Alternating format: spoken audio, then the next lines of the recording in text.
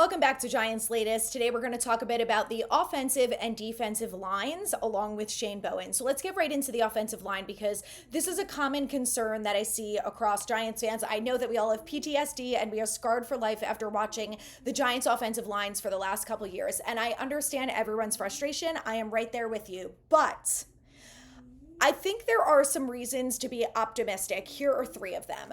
Number one, we finally have offensive line depth at basically every position for the first time in a long time. So we have guys who are going to be swing tackles who actually have played tackle before, instead of forcing Evan Neal, who is a really bad tackle, to be the starter, instead of forcing Joshua Ezeudu, who is also a very bad tackle, to go in there and have to play and stand in for Andrew Thomas of all people. So, that's the number one thing, is there's finally some depth there. We have depth at the guard position between Evan Neal, Joshua Ezeudu, Jake Kubas.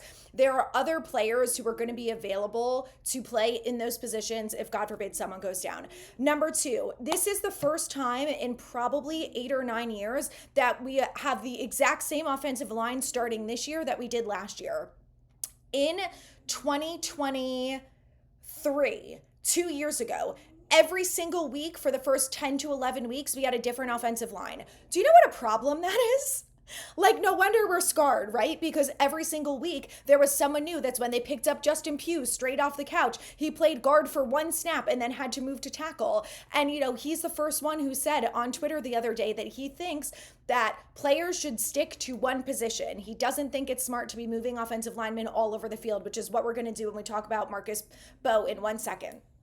And then the third thing is we have a good offensive line coach. Carmen Brasillo has been great with the offensive line last year, and he's in his second year with the same players now that he's hopefully going to be able to take them to the next level, and he's got option for players. There's been so many rotations between the backups and the starters at every different position on the line that I think it's been really helpful. So with that being said, I want to talk about Mbow because he played guard and tackle in college, and as of right now, the Giants have him playing tackle.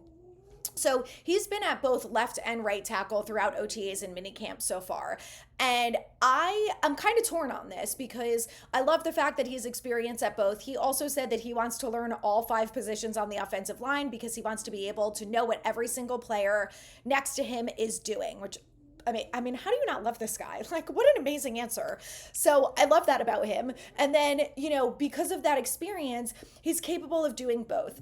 In my opinion, I think it's fine if he plays either one, but the way I look at it is I think I would rather have him be a backup swing tackle. And I say that because it's only his first year with the Giants, so we know that he's got, at least 3 more years ahead of him in Giants blue that we're going to be able to take advantage of. What we don't know is what's going to happen with Jon Runyan, Greg Van Roten, and Jermaine Illuminor, which are 3 out of 5 starting positions on this offensive line. So I think the best case scenario for someone like Mbow is that he's capable of being a swing tackle. So if he is good at being the right tackle, then he could be the right tackle of the future if they don't re-sign Jermaine Illuminor. The hope, of course, is that Andrew Thomas continues to be healthy throughout the rest of his career with the Giants. But if Mbow is also capable of playing left tackle, it's nice to have the option that if Jermaine Illuminor stays at right tackle and Andrew Thomas goes down, then you have options, right? You have James Hudson III, you have Stone Forsythe, and you have Marcus Mbow, who could all jump in and potentially be the starting left tackle, whether it's for a couple reps or it's for the future. So Andrew Thomas is not going anywhere, but unfortunately he does have a history of these injuries, and having some backup there would be really nice. So I do think there's a bit more depth at both guard positions right now than there are at the tackle position. Now, obviously the way that this season goes is going to determine a lot of what happens because they didn't pick up Evan Neal's 5th-year option. Joshua Ezeudu is in his last year of his contract. And, Jake Kubas is only in year 2, so he's got potential there. But GVR and Jon Runyan, there's a large possibility that they're not here next year. So the Giants are going to have to focus on depth at the guard position as well, obviously, depending on who's available in free agency and the draft next year and all of that. But I think if we could get some good play out of guys like Evan Neal and Joshua Ezeudu, it's going to make you feel good that maybe we have some depth, not just for this year, but for the future. So With that being said, let's talk about Evan Neal because he has obviously switched over from tackle to guard. He has experience playing guard in college. And, so far he's done a really nice job and he is progressing and playing well at the guard position.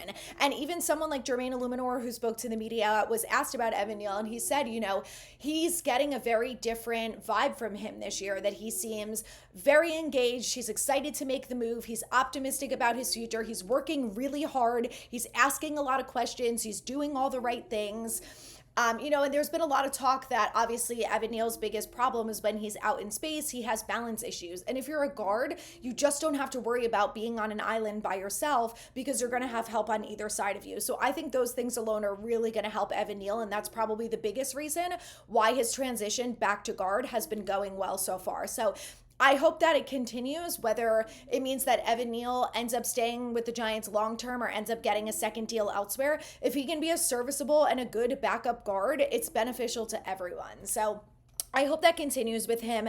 And I'm optimistic about him continuing to play well. So we will see what happens with Evan Neal, but I'm excited to see him at camp because I'm actually optimistic about him this year, and I think there's a lot less pressure on him to be a starter, which also is going to make a huge difference if he, only has to go in if someone goes down or gets injured or, is playing awfully. He's not going to have that pressure of having to go out there week one, be the starter and be damn good right off the bat. So I think that's also half the battle with him. Let's move along to the defensive line because I know we talked a lot about Abdul Carter, but there is so much to be optimistic about when it comes to this defense. We're going to talk about Shane Bowen in a second because I think it's fair to be a little optimistic about him. And I know there's going to be comments of like, I can't be optimistic about him. He sucks, but hear me out. The talent on the defense is really there, guys. It's there. Aside from bringing in Abdul Carter, they've got Chauncey Golston, Darius Alexander, Roy Robertson Harris, Dexter Lawrence, Brian Burns, Kayvon Thibodeau. Like, there is so much more depth there. And I think the biggest thing about having someone like Abdul Carter on this roster is it's going to make the reps that Brian Burns and Kayvon Thibodeau get be that much more successful for the two of them. Something that Kayvon Thibodeau talked about when he spoke to the media this past week was the fact that he had about 5 half sacks last year. And he said, that's on me and I need to finish. And I didn't do a good job of finishing last year. And he thinks that that's part of the reason why his sack number went down from having 11 and a half the year before to whatever he had last year. It was not a lot. Very much under double digits. But I think that's really important. Number one, that he's aware of that. But number two, the fact that we always saw this with Kayvon, right? Is he played almost 100% of the snaps and he was gassed by the end of the game. That was very apparent. There were a lot of times where you saw him on the sidelines for a second with the oxygen. Obviously, part of that was the fact that the offense could never stay on the field, so that's going to contribute to it. But the fact that you've got a really talented another edge rusher who's going to come in, he's going to limit the snaps on Kayvon and he's going to limit the snaps on Burns. I don't exactly know how Bowen is going to go about this, but what we do know is that he's really capable of playing a lot of the snaps, and that's going to mean that Burns is going to be healthy. He's going to get those little breaks in between, and so is Kayvon. And I really think that's going to be hugely beneficial to those two guys who are going to be able to finish their plays and get those sacks that this team so desperately needs. So I think because of that, because of Chauncey Golston, who has done a really nice job throughout camp so far, he's had quite a few would-be sacks if this was an NFL game or preseason, whatever. That and Dexter Lawrence, I think it's really fair to say this defense is going to have 50 plus sacks. Last year, they had 45.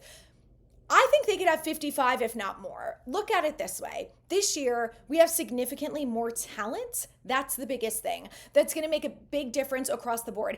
And you've got more guys who are capable of getting sacks. You've got at least 5 players, plus possibly Darius Alexander, who's going to be able to get to the quarterback and make plays and get sacks. Between Burns, Kayvon, Abdul Carter, Dexter Lawrence, and Chauncey Golston, right there, your front 5, whatever that rotational situation looks like, every single one of those guys is capable of getting a hell of a lot of sacks this year. How could you not be excited about that? I just think it's very possible. And this is why we need to believe, right? Okay, this is why you need to be a little bit optimistic about Shane Bowen. Number one, he's got a shitload more talent. Aside from the front five that I just talked about, he's got the same linebackers, which, listen, would we have liked an upgrade there? Possibly. But Micah McFadden has looked better every single year. And Bobby O had a down year and he was injured. And I expect Bobby O to have a really good year this year. So obviously, we're talking about some guys who need to prove it, to prove that they're going to have a bounce back year. But when you look at him and you look at Tay Banks, there's no reason why those guys can't have bounce back years, especially Bobby O, who was incredible his first year with the Giants. So I think that's part of it. The second thing is he's dealing with a lot more talent in the secondary, okay? And he has new coaches there. It was really obvious that Tay Banks and Jerome Henderson did not get along. And that was a big reason, I think, why Tay Banks was being lazy and slacking off and not making the plays that he should have made last year. And I think, like Jalen Hyatt, he's got renewed optimism this year. He's very engaged. He's got guys that are really good mentors. I mean, no hate to Adoree Jackson, but I have heard numerous things that were not good about him basically taking Tay Banks, that he could kind of take plays off and be a little lazy about it. That's unacceptable. You know who's not going to do that? Paulson Adebo. So having a guy like him in the building, you know who's also not going to do that? Drew Phillips, who's a dog, who gives a shit, who wants to play well, who wants to fight out there, who made some really good plays last year before he got injured. So, you know, health is the most important thing. But the second thing, you know, is of course that there's so much more talent from the top to the bottom of this entire defensive roster. And even a guy like Darius Muasau, who had to come in last year and play for Bobby O, who was a 6th round draft pick that I think we all probably had minimal expectations for, did a damn good job based on, you know, his expectations and what he was forced to do as a rookie. So, you know, I feel optimistic about that. We're also getting Deontay Johnson back, who had a really nice training camp last year before he got injured. So those are reasons to be optimistic. The last thing that I think is the most important reason why we should be optimistic about Shane Bowen is this. The treasure chest that he brought to camp and his focus on takeaways has produced. And I know it's OTAs, okay? I understand this. It has to translate throughout the season. But the fact that he thought outside the box, he was a little creative, he did something different, he did something to get the players to buy in, to be focused, to make it an importance that they focus on taking the ball away from the offense, and then they went ahead and did it. Dane Belton, Micah McFadden, Javon Holland, Paulson Adebo, like all of these guys had interceptions in OTAs. It wasn't one guy who was making a play every time. And every time they took the ball and they brought it over to the chest. And it's corny, okay? I think it's corny, but you have to do what you have to do, right? And if that's what it takes to get these guys to feel like they are going to be rewarded or it's worth them putting in the effort, then they're going to do it. And we've seen it in OTAs. And I think when you can see a plan that gets put into action and you immediately get results, then like, why would you not be optimistic about that, right? Just because it's OTAs? Okay, we're going to see how that goes throughout training camp and preseason and the regular season. But the fact that it's happening immediately after this plan was implemented tells me that there is progress there is motivation, and there is discipline, and the players want to win. And this is something that Jermaine Illuminor talked about, you know, when he was asked about the trenches and the fighting already in OTAs, and he said, look, we are sick of losing. No one wants to work their ass off Monday through Friday and go out on Sunday and lose and win 3 games last year. It's embarrassing. Everyone has one goal. They want to win games and they want to play better. And he said that ultimately the game is won and lost in the trenches. That yes, they have a lot of pressure on them, but they are up for the challenge and they want to win football games. And I think that Shane Bowen feels the same way. We know Dable feels the same way. I think that's the consensus with every coach in the building and with every player on the field. That they got embarrassed last year. And a lot of them, since they've been with the Giants, have had embarrassing careers and embarrassing years where they lose awful games, they play terrible football, and they win 6 games or 3 games, and they're the laughingstock of the NFL. And there comes a time where your back gets against the wall and you go one way or the other, and it sounds like this team really has the right mentality and they are focused on getting there and being better and winning games. And I've heard it from a lot of players. Everyone's more engaged, everyone's more invested, everyone's more focused. From Evan Neal to Jalen Hyatt to Tay Banks to Bobbio to Dexter Lawrence, every single one of these players, Brian Burns, Kayvon Thibodeau, they all talked about it. They are invested and they are ready to go and they are ready to win. So the optimism is there. Let's see it take place on the field. Only 2 more short months until football is here and we can watch it win. So stay tuned for more.